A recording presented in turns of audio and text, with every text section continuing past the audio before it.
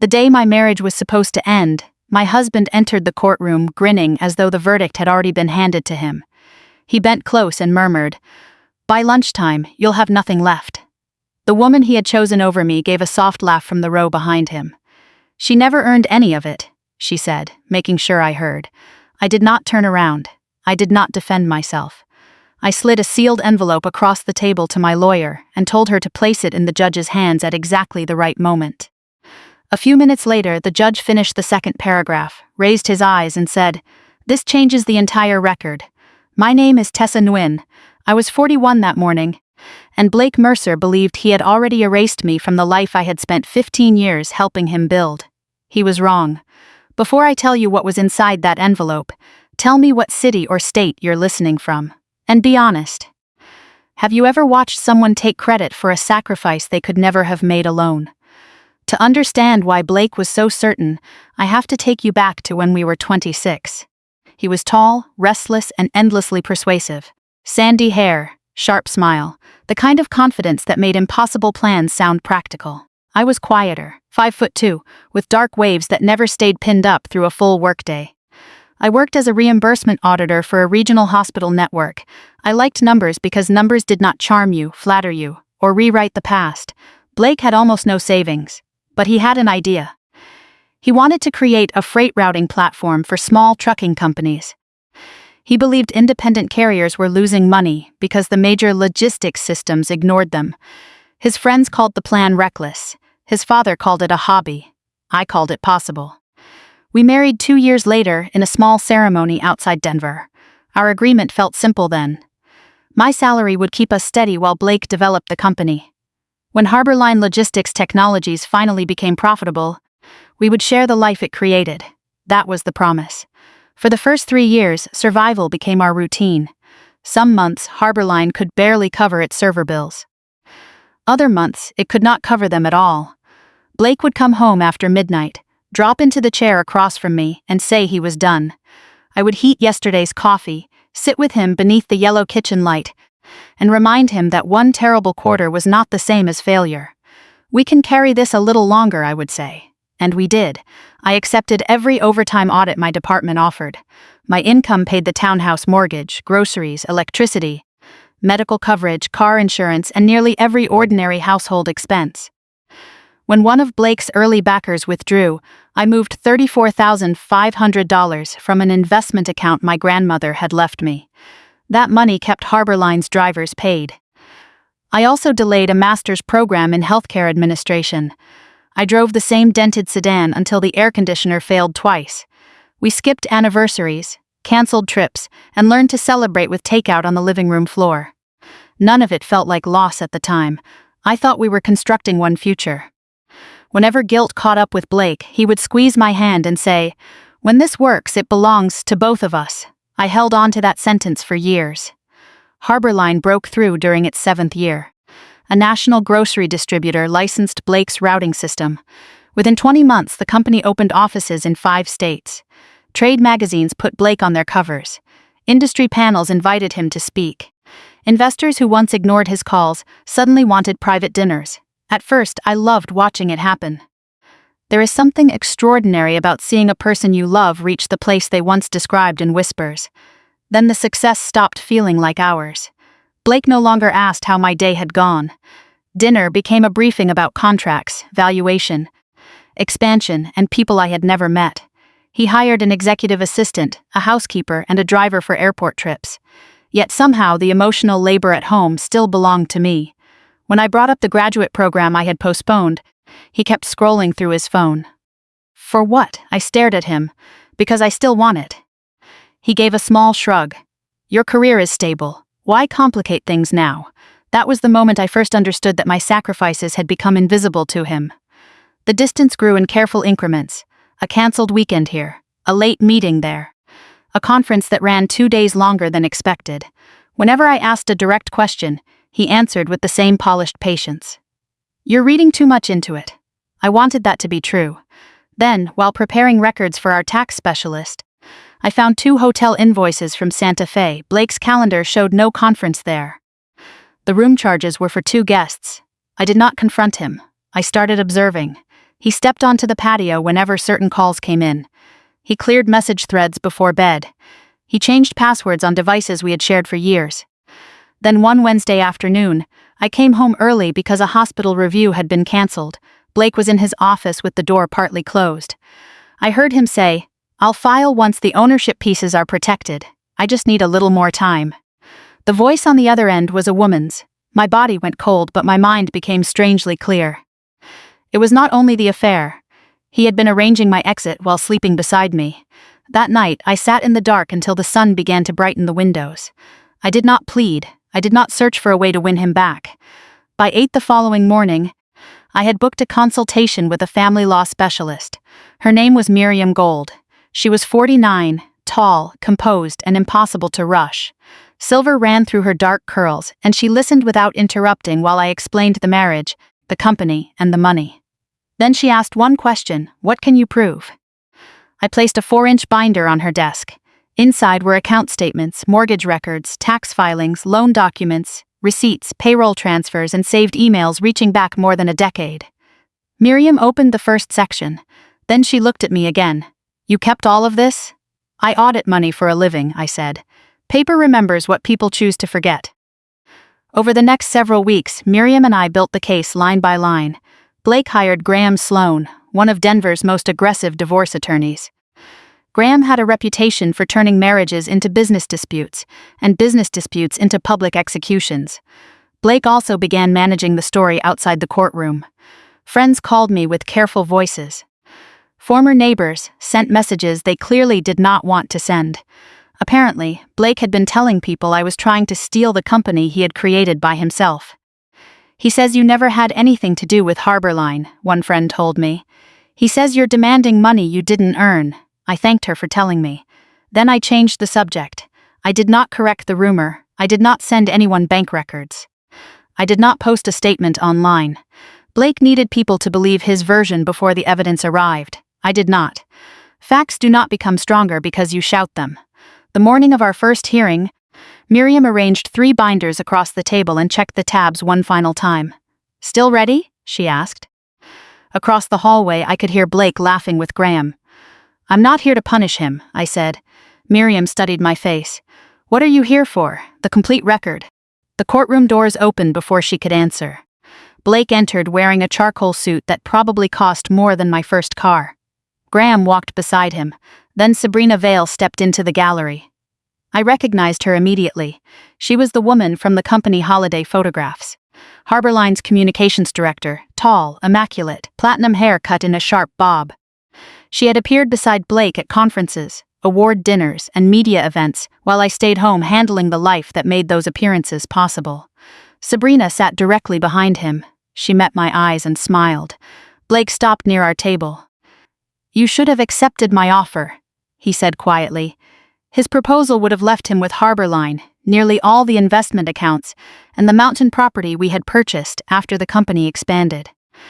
I would have received the townhouse and a payment that barely reflected 2 years of his current compensation. I looked at him without answering. His smile tightened.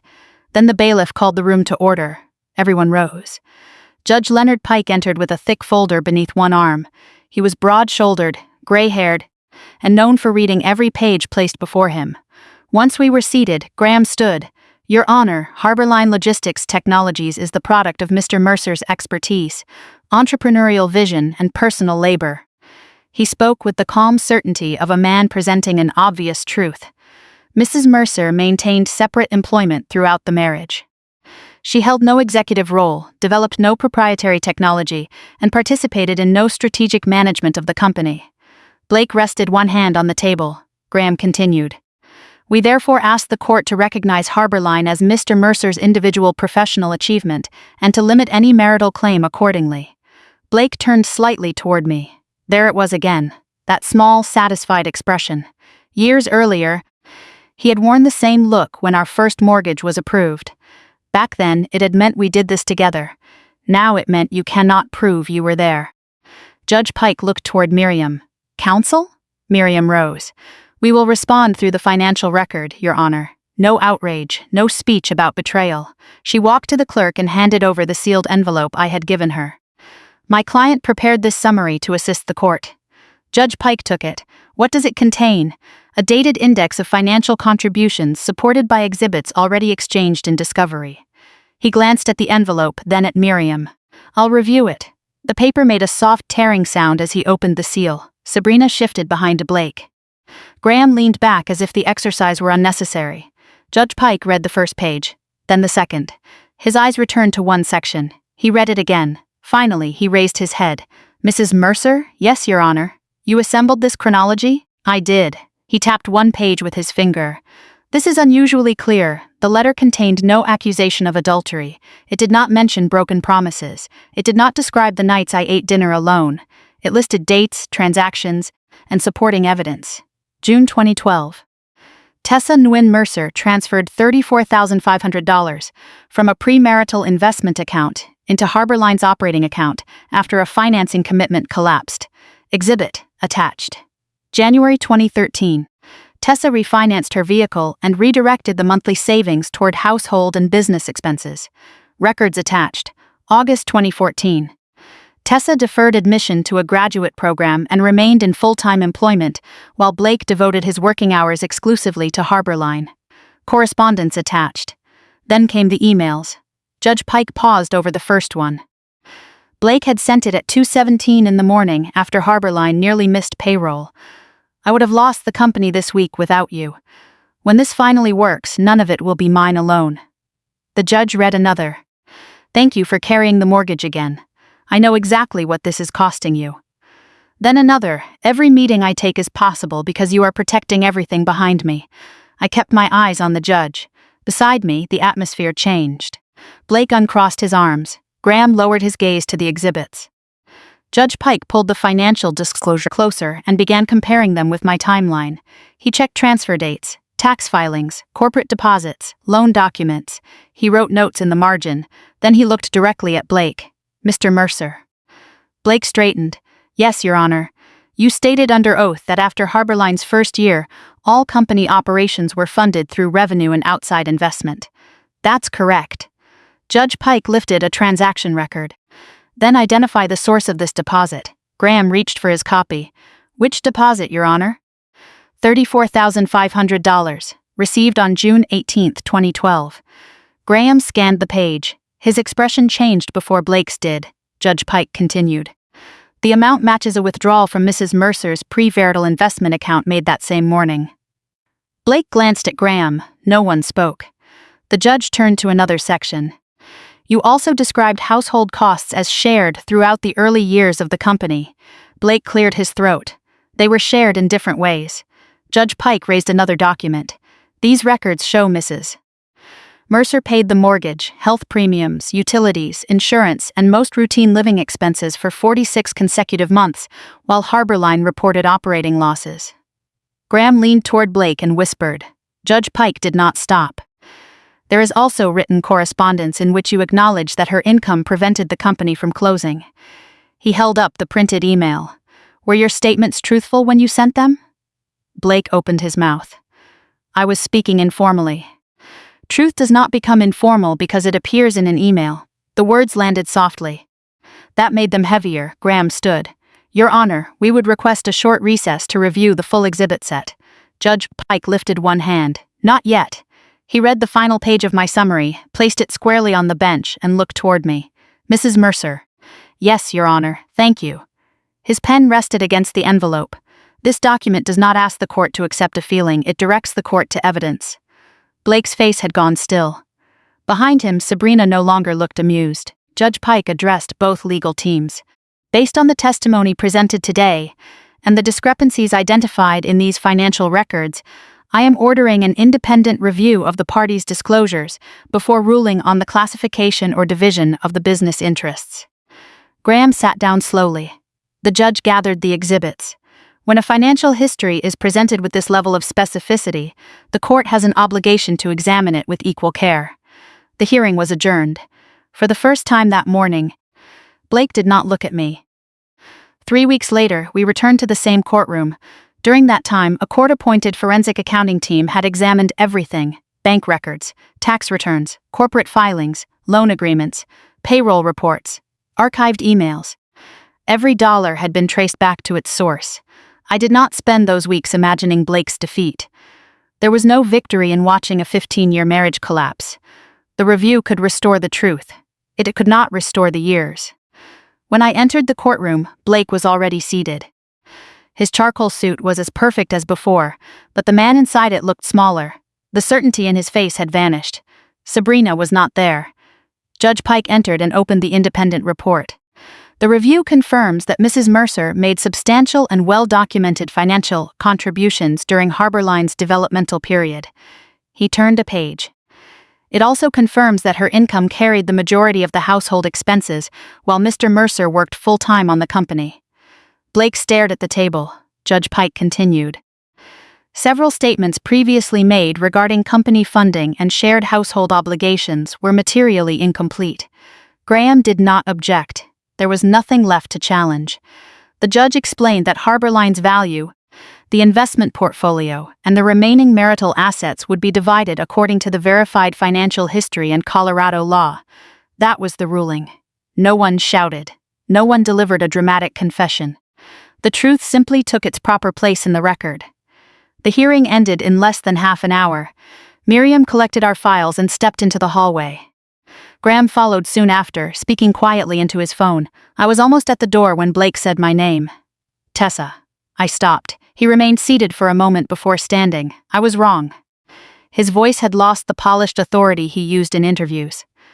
I kept telling myself that the years before Harborline became successful no longer counted. He looked down at his hands. I decided the company was mine, because admitting otherwise meant admitting how much I needed you. I waited. He swallowed. I let myself believe support wasn't the same as contribution. It was convenient, I said. He nodded. Yes, for once he did not defend himself. I'm sorry. I searched for anger and found almost none.